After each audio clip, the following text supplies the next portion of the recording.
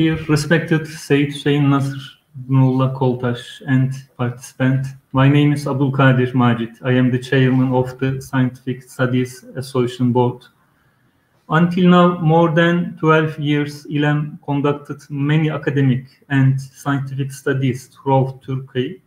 In this long process, many national and international organizations such as symposium, workshops, panels, seminars were organized by İLEM successfully. They were followed by many competent academic publications and products as well. Some of these works and projects were the first and outstanding in their our field. And some of them exemplified and was followed with special interest. Therefore, I would like to take this opportunity to express that we are very satisfied about this. İLEM, for more than 12 years, didn't keep these works is limited to the territory within Turkey only. We have also made an effort to do a lot of projects for the international academic community. If it is necessary to cite some of these projects that stand out from all of these, International İLEM Summer School. This year we will make it 71, and it was organized every year. The title is Muslim Identity, Islamic Economics Workshop, International Student Social Science Congress, Partnership with Language Acts and World Making Project, Partnership with CCT Mania Project, and organized many symposiums titled like Political Climate of Muslim World, Beyond Eurocentrism Workshop, Based on Civilization Understanding, for example. As a last attempt, İLEM Istanbul Talks, İLEM is willing to share its own intellectual experience with academics, researchers, and intellectuals from different geographies and to benefit from their experiences as well. For this, we want to start a new talk series with the name İLEM Istanbul Talks.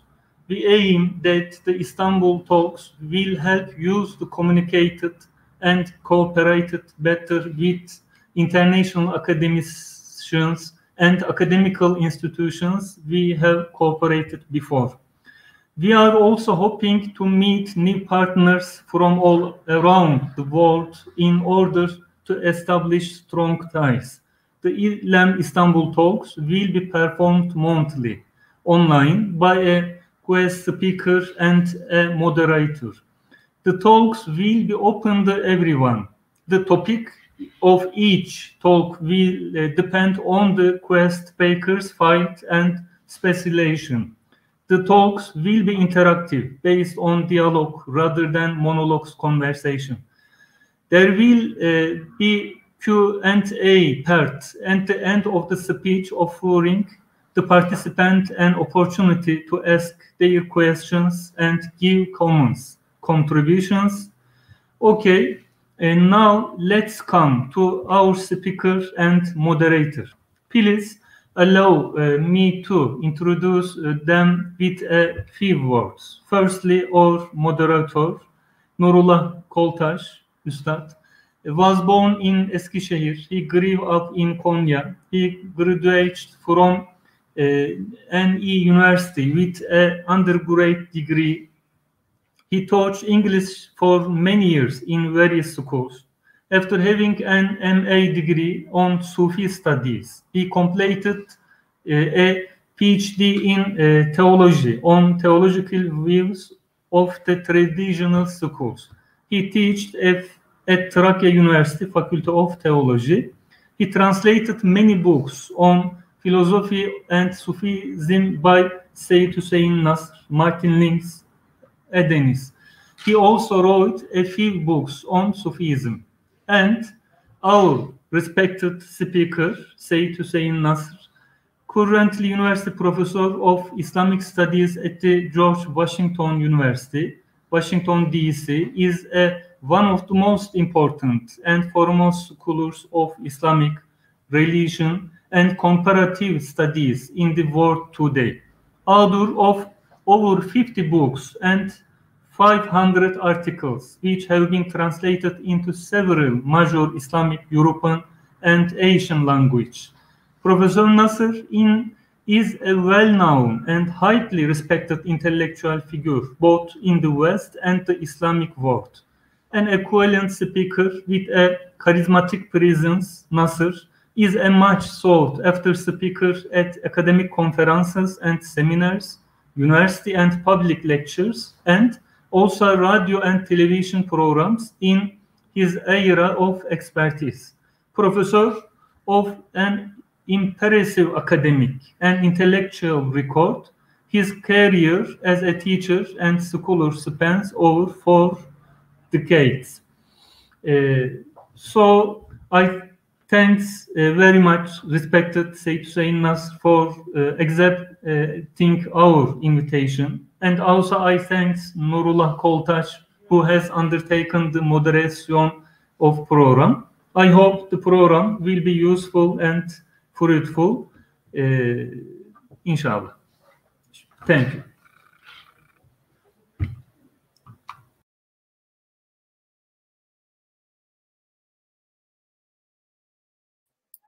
Yeah. First of all, I want to thank to ILEM and Istanbul Talks Organization Committee for such an opportunity that enables us to listen to Professor Nasr. I am personally indebted to his scholarly and intellectual contributions to my life, so as the intellectual circles not only in Islamic world, but also in the West. It is through his advices that I began my studies on Islamic intellectuality, and I had the privilege of translating some of his books. And I am translating the study of Quran for the time being. Dr. Nasr, we are happy to see you. May Allah bestow you a long and blissful life full of barakah. We are looking forward to see you here again and listen to you rubaru. You explained and elaborated in many of your books, most of which are translated into Turkish, that man made a pre-eternal pact with God. Hence, our adventure in this lower realm is meant to find ways to attain the primordial perfection via tradition as such. However, the present condition testifies that something is missing concerning our goals in the modern world. So, did we do something wrong in fulfilling the requirements of this pact? This will be the first question, and I'm really happy to see you.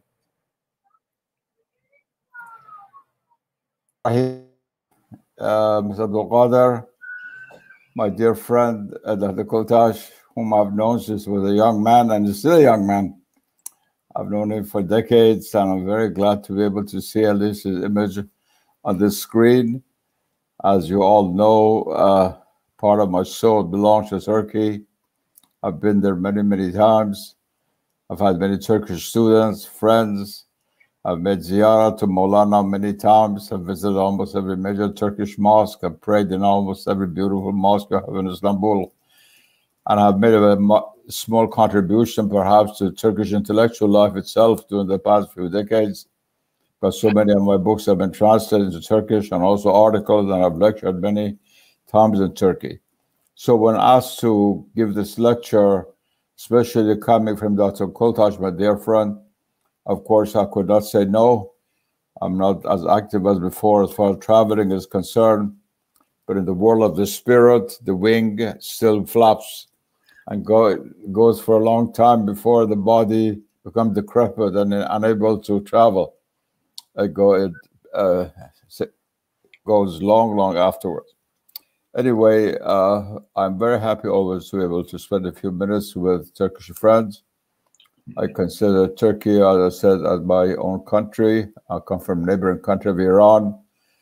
And Iran and Turkey were for centuries and centuries really the same world. It's a Seljuk world that made Turkey, Turkey really. And the Seljuks lived in Iran for centuries before they migrated westward into Anatolia. And so deep down, there's a remarkable unity of the two cultures and civilizations, and unfortunately, modern nationalism has torn things apart. And but now there are very good signs with the present Turkish government and Iranian government that things will get better, and inshallah there'll be a closer relationship between the two countries. Today, I'm going to start answering the question that Dr. Koltaş posed to me. It's really the question of the title of the talk I'm supposed to give, that is the challenges to traditional Islam and the solution to those challenges. And I interpret his question in that light. We live in very strange times, you might say, times which are both difficult and challenging on one side and provide remarkable spiritual opportunities on the other. Surely God knows where we are, how we live, and the more difficult it becomes to live according to his will, the more does he help us to live according to his will. But we live in a world which things that were taken for granted until a short while ago, such as the primacy of religion, of God, of the spiritual world, of the meaning of life and death, of what we do in this world, of where we come from and where we go, are all put into question. Even in the Islamic world, not only in the West, from where this torrent, this flood of irreligion and secularism and relativism came to the rest of the world, started going back to the European Renaissance, into which I shall not go. But today, the Islamic world is faced at a crucial moment of its history with a kind of challenge that is, in a way, unprecedented. Islam began with the notion that as long as people held on to the doctrine of Tawheed and of Islam, no one would overcome them. وَلَا غَالَبَ لَكُمْ, as the Quran says. وَلَا غَالَبَ لَكُمْ. And 13 centuries of Islamic history proved historically this truth of the Quran. The one exception being the Mongol invasion, when non-Muslims of shamanic and Buddhist faith attacked Western Asia, including much of the Islamic world, the eastern lands of the Islamic world, including my own country, Iran, which they devastated.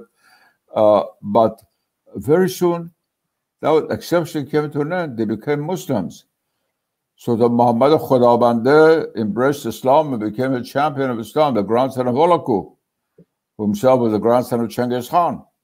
And so even this one exception did not break the Islamic understanding of history. The great challenge came, in fact, not then, not with the Mongol invasion, but with another kind of invasion, which in the long run was much more devastating than the millions of human beings and animals that the Mongols killed in Khorasan and other places when they invaded Western Asia.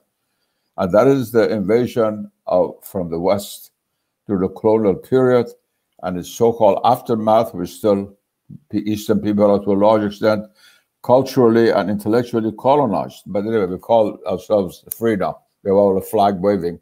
But intellectually, we're still colonies. But anyway, this colonization of the mind and in some places, of course, of the land, like in India or, for example, Pakistan or Malaysia, but Iran and Turkey were not included. The land was never occupied by the West, but the mind of many people was, especially those who ran these societies. And anyway, a challenge came about what to do. For a while, the so-called elite khawas, not in the traditional sense of the ulama, but the new khawas who are Western educated, who had gone to Europe, who knew Western science and technology, languages, and so on, and who ruled. They had the power. But with the young Turks, or in Iran, or Egypt, anywhere, it's they who really had the power. The ulama did not have power to rule politically because the Western forces sided with the westernized Muslims, obviously, to have their own goals met, to have at least advanced towards those goals. Anyway, these people, they saw the program as being very simple. Here's the West. It's the perfect model.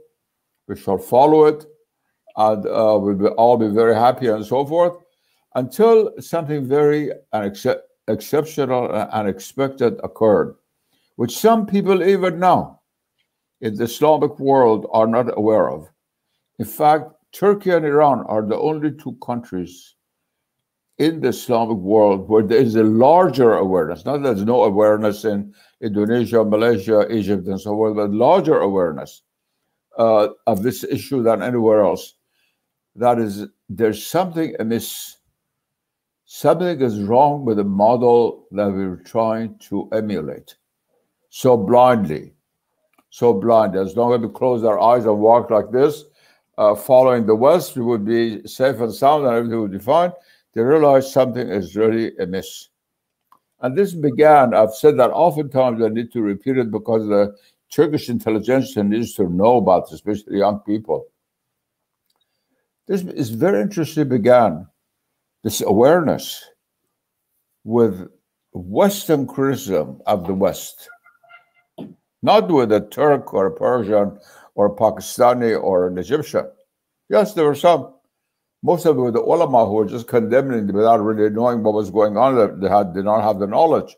They were very good in Islamic law, fiqh, and kalam and so forth, but they didn't have the knowledge of what was going on in the modern world. But that's another issue. But most of this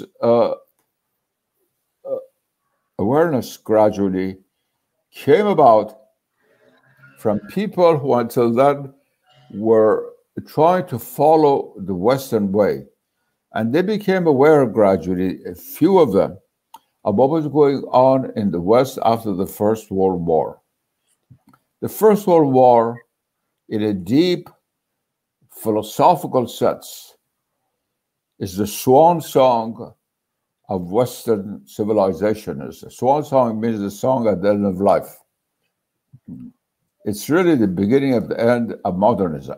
I don't mean the Western civilized people, but modernism, modern Western civilization, is the beginning of its end. Because it was then a war that killed over 1 million Germans and Frenchmen, supposedly the most cultured of Europeans, the most advanced people on earth. 1 million of them killed each other at a distance of 3 or 4 feet with bayonets, and it's just horrendous. And some people in Europe began to realize that there's something amiss. As Shakespeare said, all is not well in the kingdom of Denmark. Something is wrong. Something is wrong. And I've always thought to Muslim audience, I once spoke in Istanbul about this matter many years ago, because it's very interesting that in Turkey there's a great deal of interest in the writings of T.S. Eliot, the famous American English poet, as it has been in Iran and the Arab world. Eliot was one of the people, leading poet of the English language, who began to realize that something had seriously gone wrong. He became a very deep critic of modern Western civilization, and a Westerner, not someone from Istanbul or Tehran or Cairo. A Westerner, was both in England and America, was originally American, went to England. He spent many years at Harvard. I know him very well when I was studying at Harvard. I had many classes with him. I had discussions with him. He was a man who knew Western civilization well. And he wrote the book Notes on the Definition of Culture, which fortunately has been translated to Turkish and Persian both. That book was a symbol of a very important trend of human history. Namely, the most intelligent people in the West were beginning to realize there's something wrong. Now, this something wrong did not immediately reverberate in the Islamic world, because at that time, you had the traditional Muslims. They were in Turkey, although other Turkey has secularized, much of Turkey is still in the villages, small towns. In Iran, which was not as deeply secularized, you had a lot of ulama. In Pakistan, here and there, they were still there, but they had no knowledge of really what was going on in the West. I had these Westernized classes. People in Turkey had studied in Germany and France and Iran and France and Pakistan and London, England, and so forth and so on. The Westernized Muslims who spoke Turkish or Persian or Arabic or Urdu, but actually thought in the Western way. Gradually, these people began to realize that the model that they were following was not really completely correct, that something was wrong. This took a long time. Right between the two wars, when all the Christians were being made by the peak intelligentsia of the West, including, of course, a voice that was originally Islamic in the West, that is that of René Guénon and the traditional school, which has a direct relationship to Islam and to Sufism, which get the most profound criticism of the West. Besides that, even in the academic world, while it was taking place, in the Islamic world itself, there was no positive response to this.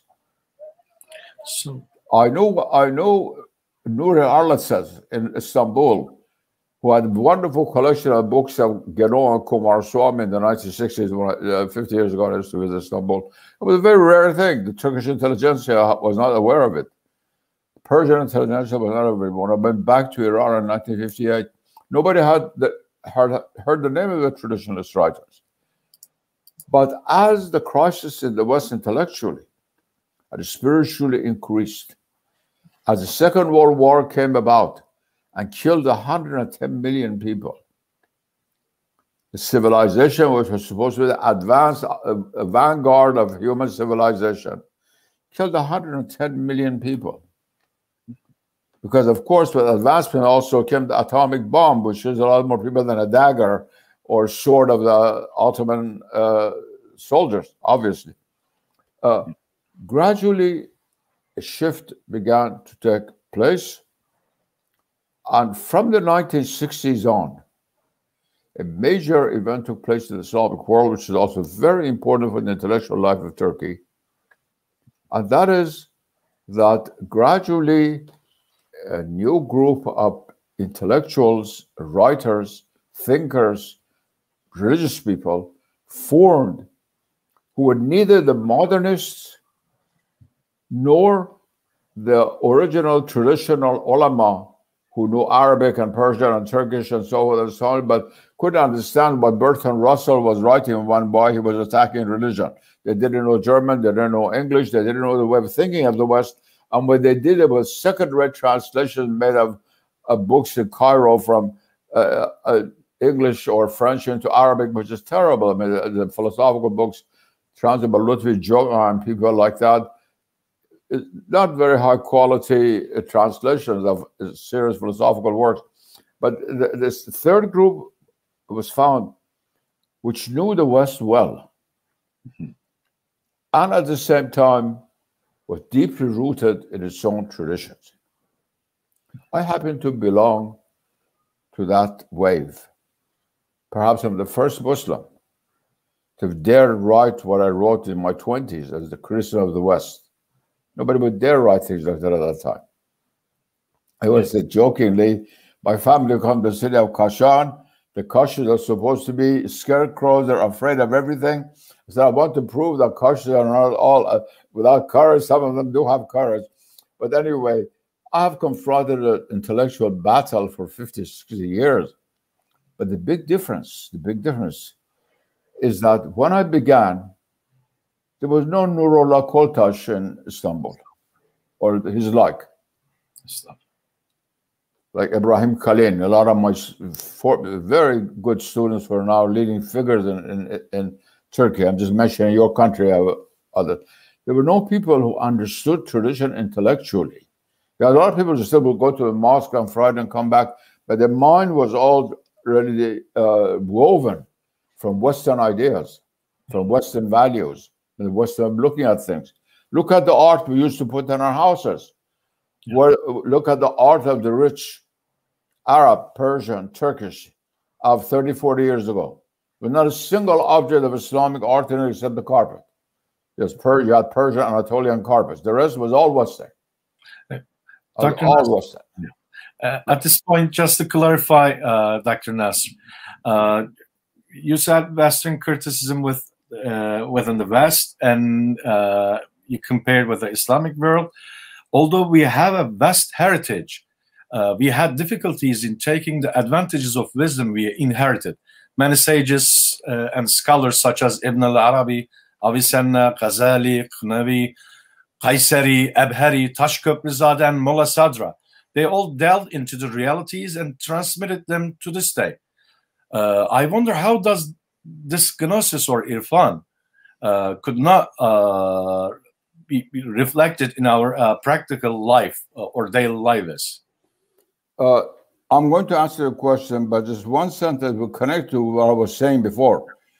From the 1960s, there began a new awareness and desire to revive our own intellectual tradition on our own terms.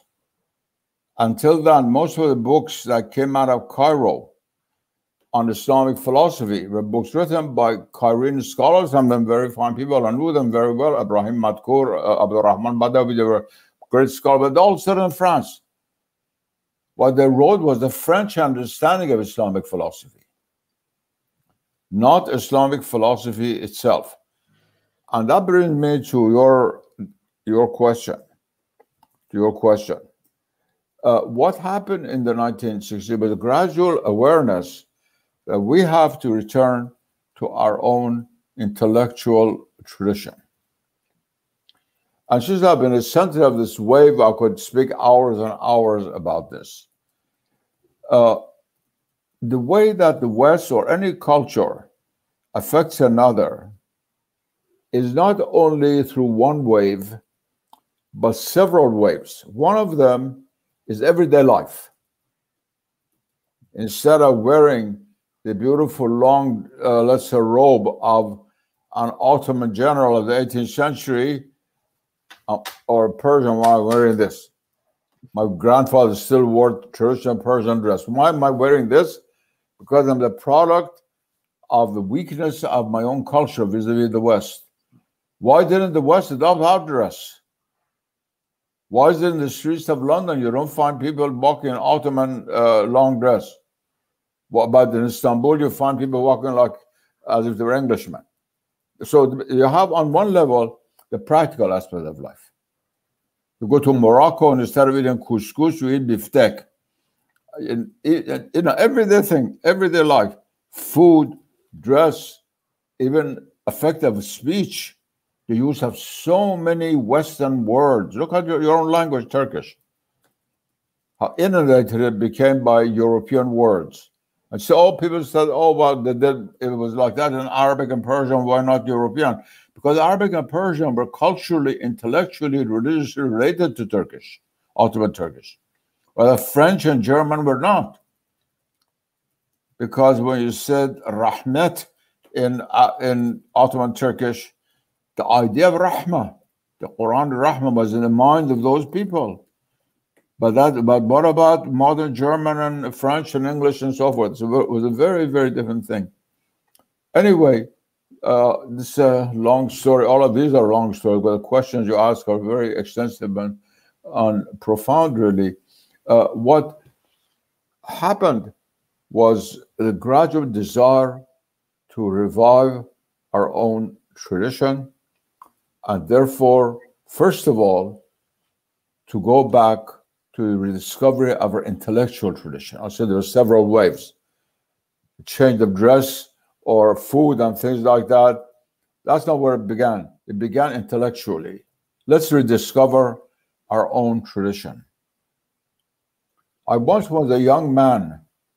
I wrote an essay whose image I shall repeat to you.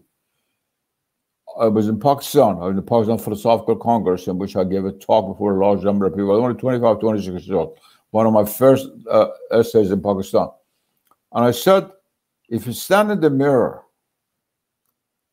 and look ourselves in the mirror, but see our image in the mirror from the eyes of somebody who's standing behind us, they'll put us in an insane asylum.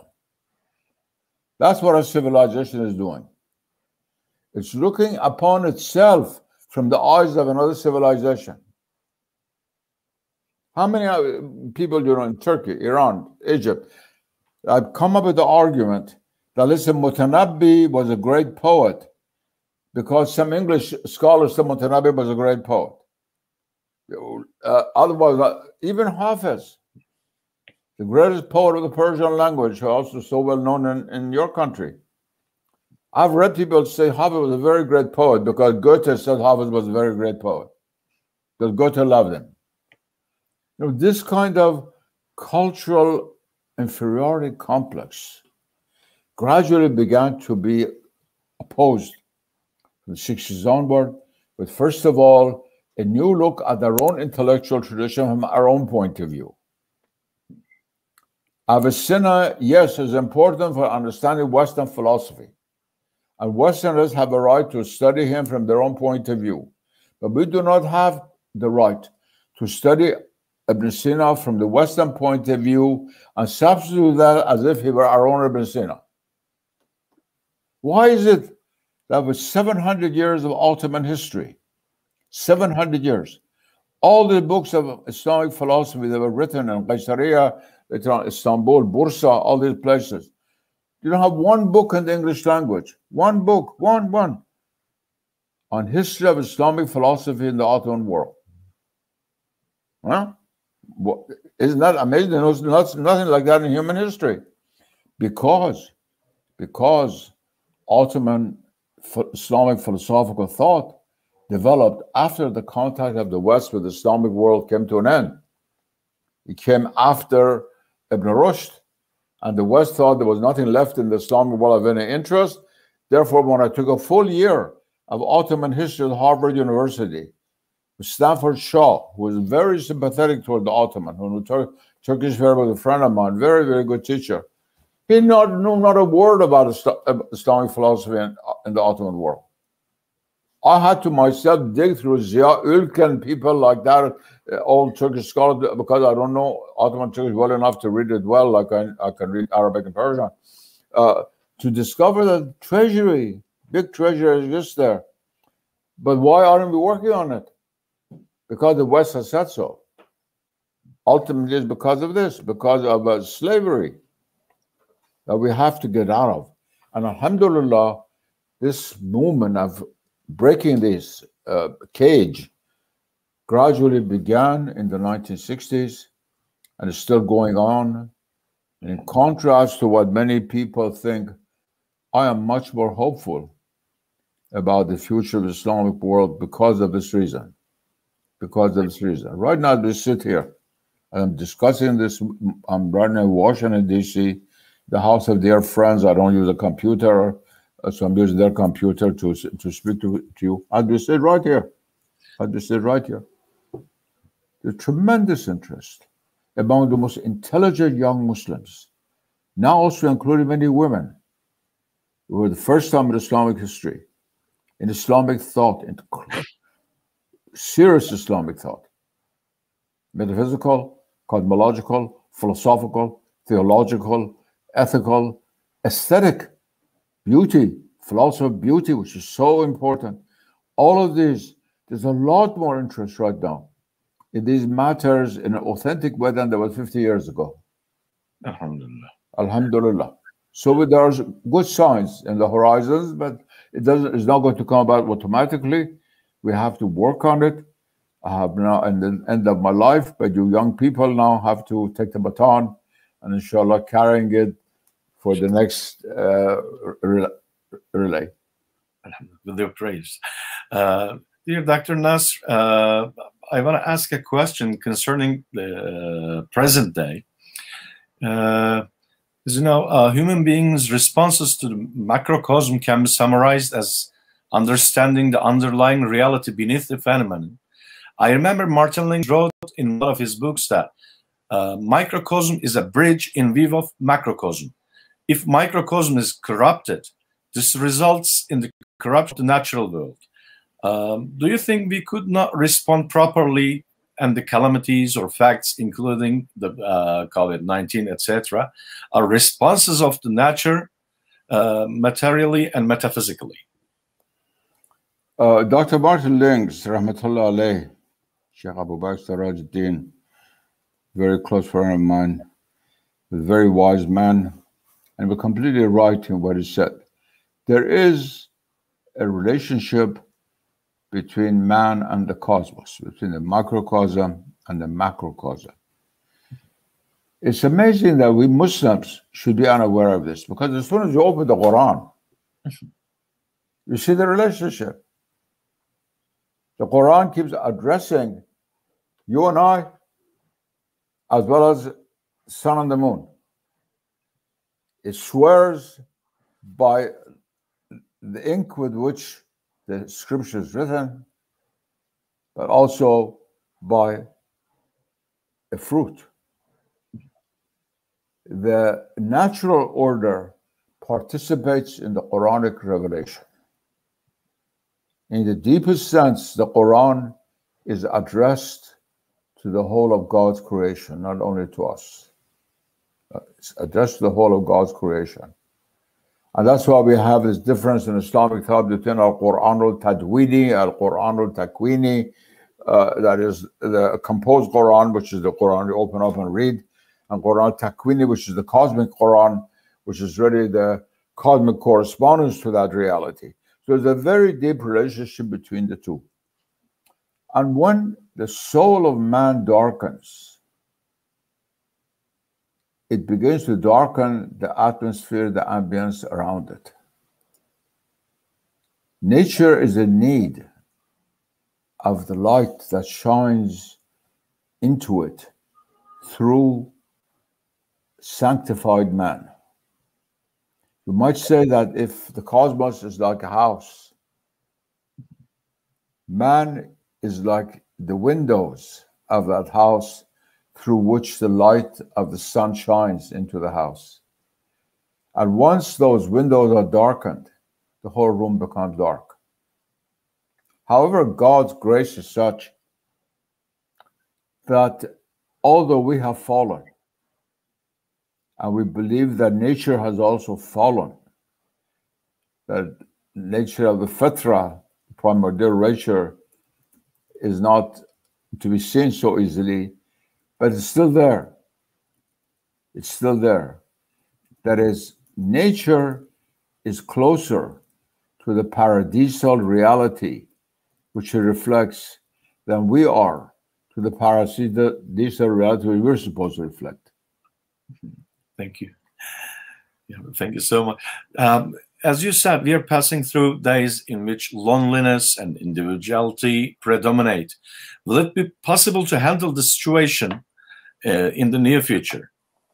Could you repeat that question again? It didn't come through. We are passing through days in which loneliness and individuality predominate, Dr. Nasr. Will it be possible to restore or handle the situation in the near future? One faith?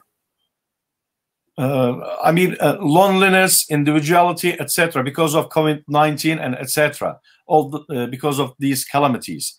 So, in the near future, can we restore the situation as it was in the past? First of all, the we here must be fully understood. I believe, on the basis also of traditional texts, otherwise what I believe as individuals is irrelevant. Traditionally, we live at a moment in cosmic history in which it's not possible to have a full restitution. We call that the past, that in which the whole society will become traditional again. But it's always possible to return for a group of people, for an elite, for individual human beings, to their primordial nature and to live accordingly. Tradition or Islam is not meant only for the Medina 1400 years ago. It can still be practiced in the Istanbul of 2021. Not only in Istanbul of 2021, but also in the London of 2021, outside of Dar al-Islam. That is always possible. But to reconstitute the whole traditional society, we as Muslims believe that will be done with the coming of the Mahdi. But it's always possible to have what Guénon called redressement, a kind of a restructuring, reconstituting of a traditional order by having men and women who are traditional, who fully understand tradition, who are able to propagate the traditional point of view. And whether that's going to take place or not, it's in God's hands. I believe that human beings have become so forgetful that only a slap in the face can save them. That is, we need, in fact, a disaster in order to wake up and not have a greater disaster. What I say sometimes criticized, but it's a terrible thing to say. And I always give this example, which I gave the other day in a lecture in Turkey. The problems that really the modern world faces, although now it's global, essentially come from the West. It's not only the atomic bomb was invented in the West. Pollution, many social ills, many psychological imbalances, and so forth come from the modern way of life, which originally come from the West. Now they've spread all over the world. You cannot hold the West alone responsible. We are also responsible, whether Muslims, Hindus, Confucians, or Buddhists, or whatever. But now that they have come. Yeah. It's not so easy to wean human beings away from them. And I will always give this example. Since they've come from the West, this machine that keeps producing modern things, modern ideas, modern objects, and so forth, and it keeps going on, is not going to be affected if something happens in Turkey or Iran or India. And I will give the example that in Bhopal, India, over 4,000 people died from one industrial accident. What happened in Detroit? Nothing. Absolutely nothing. But what would have happened if such an accident had taken place in Michigan, in Detroit? I'm just giving Detroit as an example of a major industrial city, any place. Or any non-industrial city like London, New York. What would have happened? Society would have been shaken. Society would have been shaken, and they would have tried to find a way of not repeating those mistakes. So even tragedies which may save humanity have to occur in places which have been the motor force behind all the secularization, relativization, individualization that had marked the modern world. There you go. Thank you so much, Dr. Nasr. The last question, if you allow me to ask, will be about the traditional art. There is a decline in traditional art, and we see works of traditional art less often than compared with before. Do you think this decline is because we sacrifice or neglect art at the expense of utilitarianism? This is a very important question, Akhi, and many of our intellectuals in the Islamic world and many in the West do not realize that, in fact, the question of art is much more salient than people think. It's not a secondary matter at all. Art is the best barometer for seeing what's going on in the soul of men. In the West, I always give this example, and it goes back to Ananda Kumaraswamy. I don't want to get credit for it. He was brilliant, the great Indian Hindu art historian. one of the best collections of his works is found in Istanbul, in Nurullah says his book house. I don't know what happened to his library. Anyway, in the 14th century, the first signs of modernism are to be seen in the West. Early, usually, but they say 15th century, but already at the end of the 14th century. Humanism. That's one of the characteristics of modernism. That is, man replaces God as the center of existence. And the first signs of that appear in the later paintings of the great Italian painter Giotto. Not early Giotto, which is completely traditional, medieval.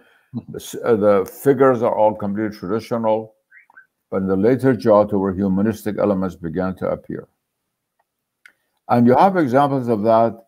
Someone like Michelangelo, who painted all these horrendous, humanistic, bombastic paintings in the Vatican, or statues that he made of David and so forth, which all are very humanistic, the power of man and so forth and so on.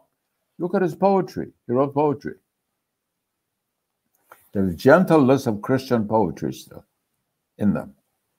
This is very, very important to understand. So art is the barometer, really, of the inner life of a society. Now, the question you asked has to be answered for different civilizations, and I don't have time for that. I'm going to concentrate on Islamic civilization to answer your question. In the Islamic world, in contrast to the example of Giotto that I gave you, in many places, traditional art continued into the late 19th century, early 20th century. Although you have a case similar to Giotto, the first sign of European influence on Islamic art appears in paintings in Mughal court of India. The Portuguese painters were brought to paint the Mughal emperors. And then later on in your country, a few painters came to Istanbul, and you begin to get gradually influence of Western figurative art on the beautiful Ottoman miniatures, which originally had been very close to the Persian miniatures.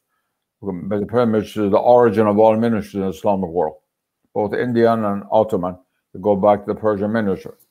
Anyway, to cut the story short, in the Islamic world, although you had that, and miniatures began to decay by the time you get to the 18th century, they're naturalized and they're not a major art, but painting was never a major Islamic art, and central Islamic art anyway. The major central Islamic art, architecture, carpet weaving, which covers the house, cloth work, and things like that, they continued right into through the 19th century. You'll find me in 1900, beginning of 20th century, Persian carpet. It's not torn and worth at least $20,000, $30,000. You don't find bad ones. You find a piece of cloth woven in Lahore under British rule, while all the buildings are becoming like England. But in this art, the art is still completely traditional. The saris woven for women, Muslim and Hindu alike, in 1920 are all works of art. You can put them all in the museum right now. Yeah.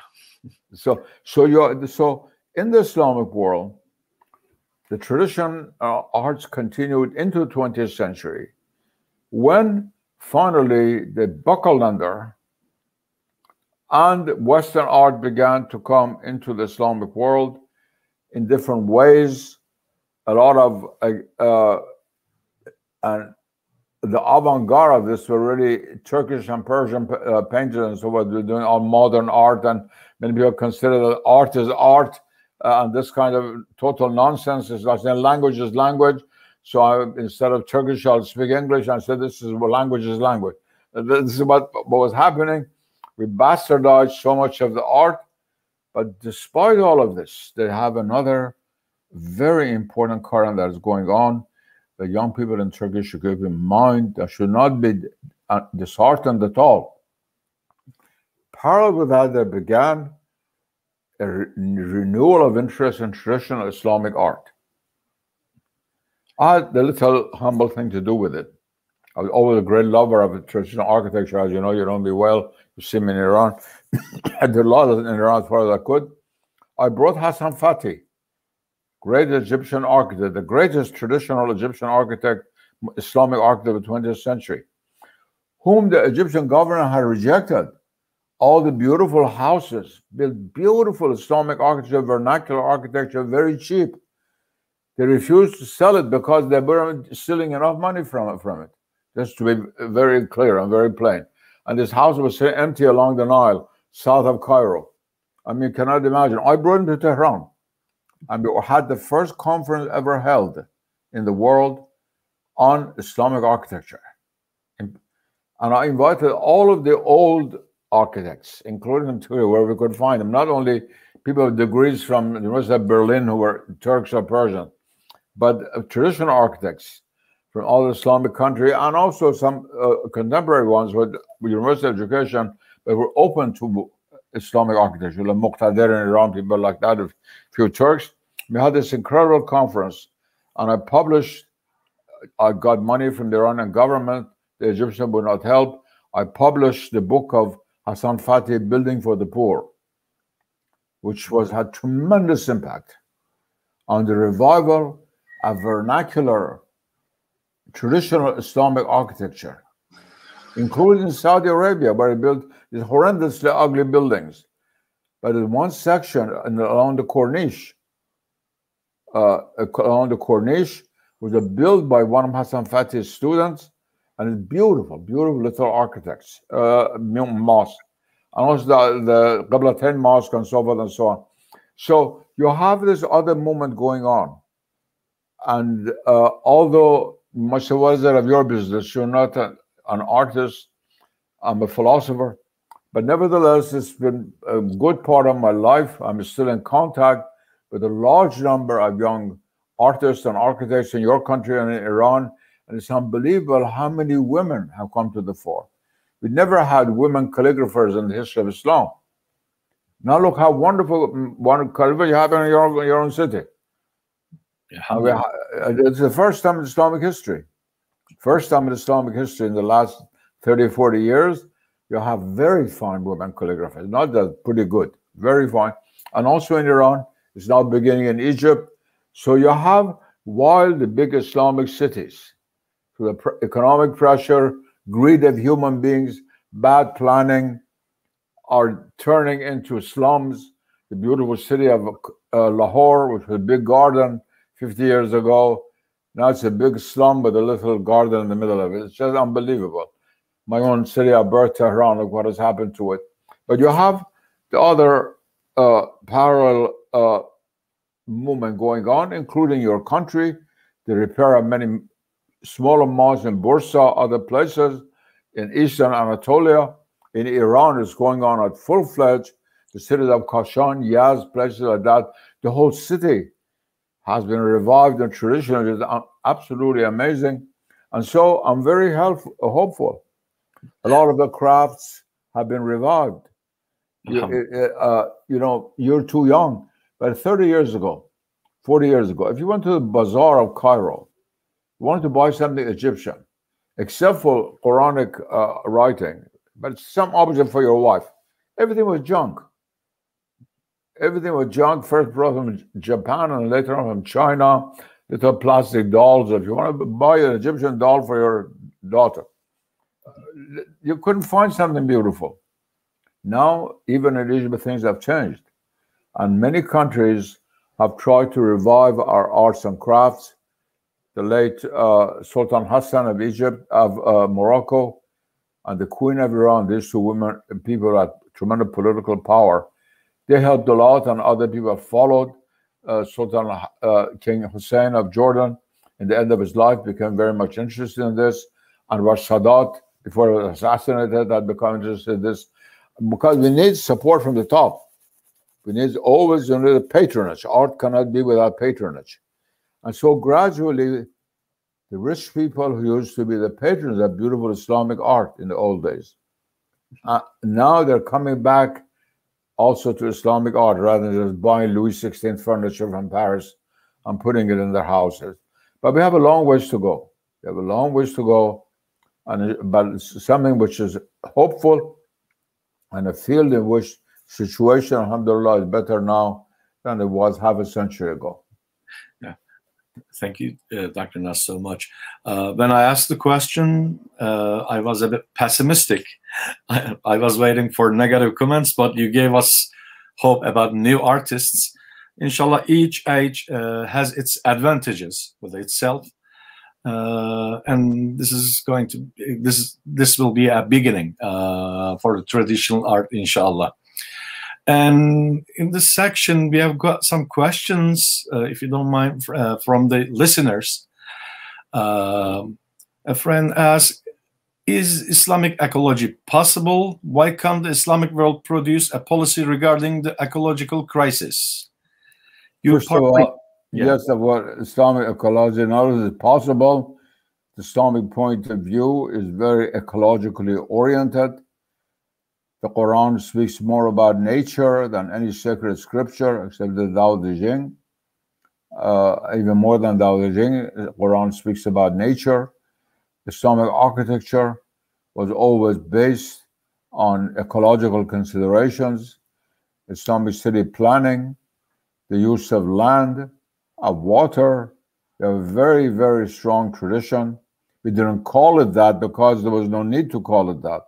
But now that the environmental crisis has come about, and now we use environmental crisis rather than ecological crisis. It began with the word ecological crisis.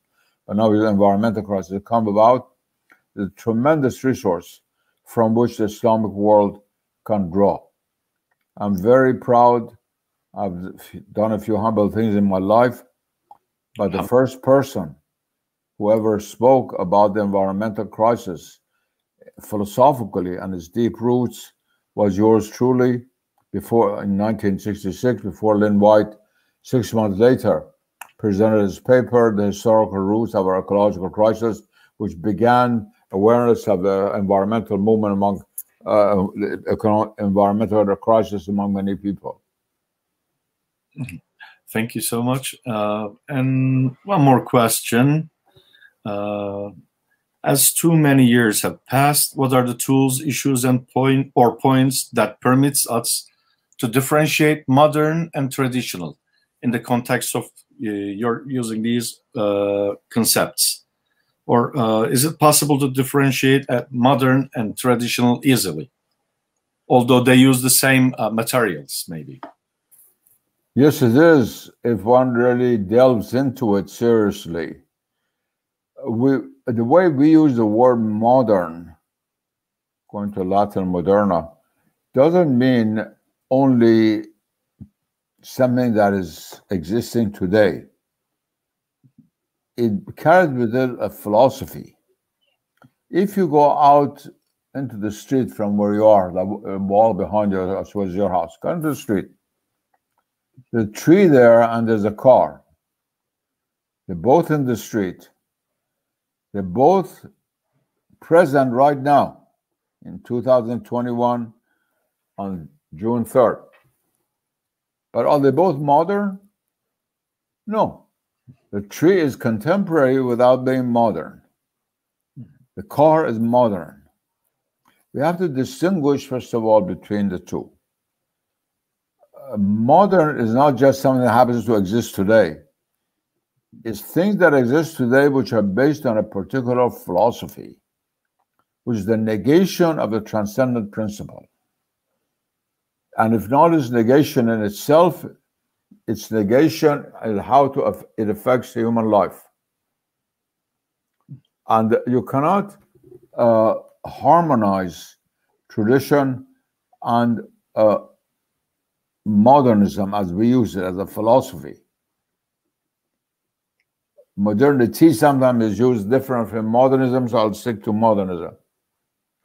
Tradition is based on the idea that there is an absolute and infinite reality. which we call God in a religious text context, called by different names, Deus, Allah, Brahman, Atman, and so on in different religions. That reality has created the world, everything in the world, according to his wisdom and according to his power, and has created us. And there's something of the sign of it in us, the kind of seal of the divine presence in us.